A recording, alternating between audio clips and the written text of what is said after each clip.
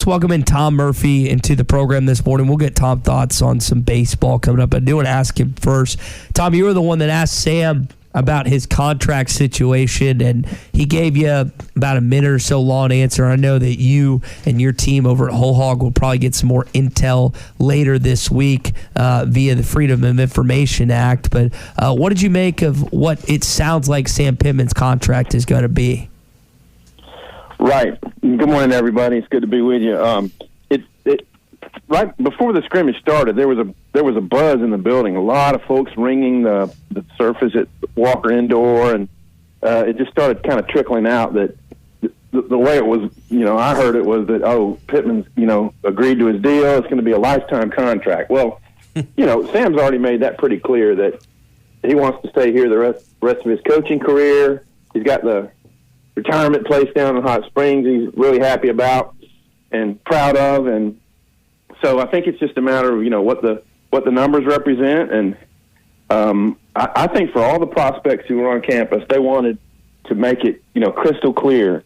I'm staying here, and we're going to keep these coordinators as long as we can, and in some ways, going into a third season with both Barry Odom and Kendall Browse and Scott Fountain as well has been somewhat, of an upset, I guess, in terms of how long coaches stay places. And I asked both Kendall Browse and Barry Odom specifically when we had them a couple of weeks ago, what is it? And it's working for Sam Pittman. It's the environment they have created, and it's something going on in the locker room that everybody's happy with. So I'm not sure how many years, what it will look like, and what the final numbers are going to be, but apparently it's agreed upon, and the contract will go through the system and get all the signatures, and I'm sure we'll be hearing numbers on it pretty soon. Tom, you just referenced kind of the solidarity and consistency within the staff of Arkansas. And one of the things that Pittman talked about is Arkansas is one of 8 schools that have kept their head coach, offensive coordinator, and defensive coordinator for now 3 straight years. When you can tell a recruit that, and you can tell a parent that, how much do you think that elevates this football program in just terms of being able to get maybe a marquee kid?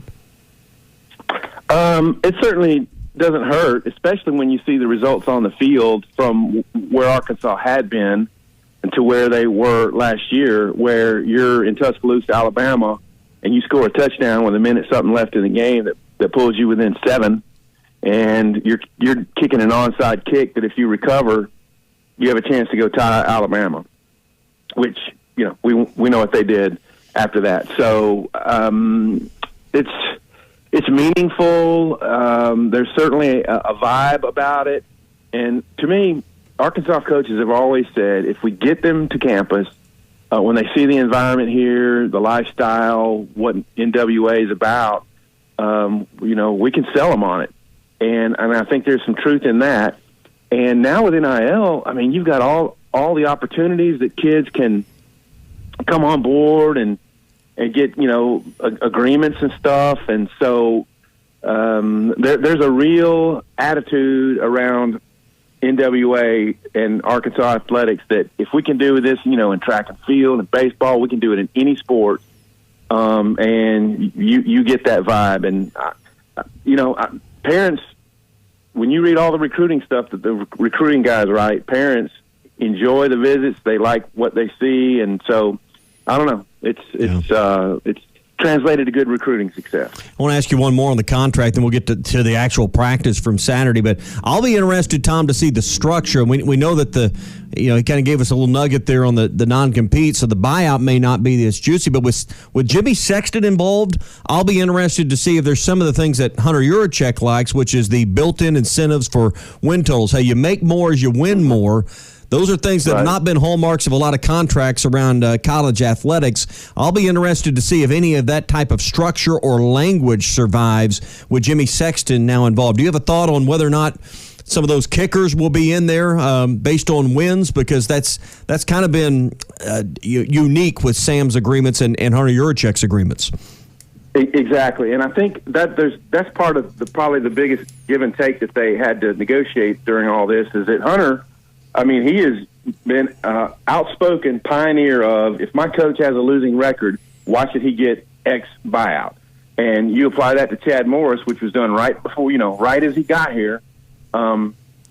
It's costly. And so I think he would have put his foot down and said, look, if he doesn't win games, we should be able to fire him for not the full buyout amount. And Jimmy Sexton, as an agent, has got to come back and say, well, we can give a little bit here, but we got to get some over there. And I think it would be appropriate for the escalating win totals, which Sam got last year. They kicked in after 6 wins, 250 for 7, 250 for 8. And then, he ended up getting 750,000 extra, and that just makes sense. So I think that's the give and the take. Now, I don't know how it's going to wind up in the final language, but agents don't want to be on the side of, we completely gave in on all the buyout language. Yeah. So we'll see how it goes. Yeah, it'd be interesting to see. All right, the public practice was Saturday. I know there's a couple of more this week, but your takes from a practice where they thought it up, played it indoors due to weather, and we got to see KJ Jefferson and Rocket Sanders, and even on the defensive side, Drew Sanders display their talents on Saturday.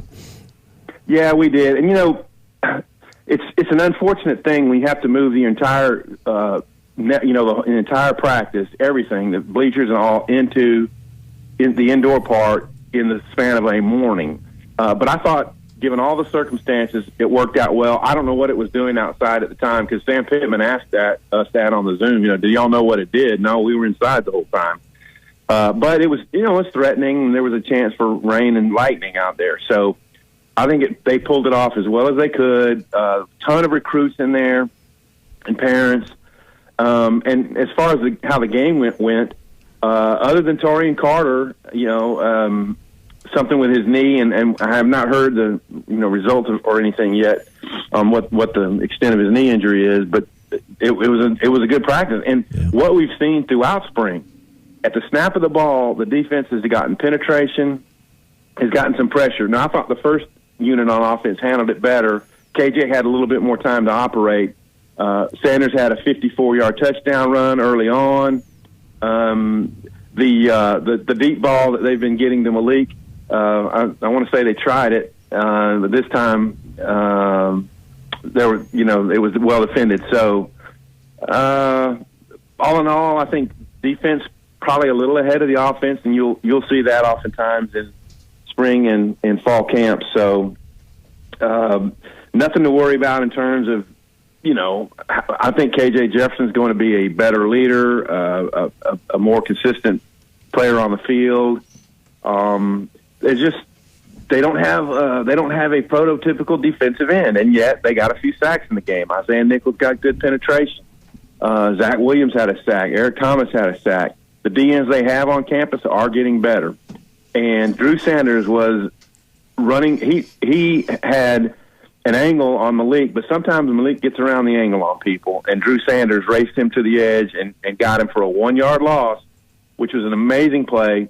And he had a bunch of other plays in the game, too. He is going to be a phenomenal addition to the linebacker crew. And I think between Paul, Bumper, Poole, and Drew Sanders, you're looking at your top 3 linebackers. I want to ask you about the other Sanders on offense, and Tommy brought him up a little bit, but Rocket, he had a long run in that kind of scrimmage type of setting. Tom, with Dominique Johnson being out, by the way, do we know officially what his injury is? I've been told certain things, but I don't know if it's factual or not. Do you know what his injury is by chance? Well, it's something with his knee, and so I don't know if it was I think it was something with his knee. And I have to tell you, the day of the Outback Bowl, I finished my story as quick as I could. I had a flight that night. It's like 7-something Eastern time, and I got to the airport, and there was a big crew of Razorbacks there about to catch a plane, and I bumped into Dominic.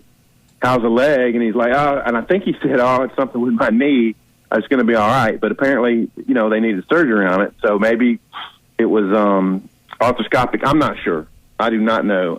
But when I asked Sam Pittman about Rocket's game and the fact that when Dominic Johnson comes back, it's going to be a loaded running back. His first response was, I love Dominic Johnson.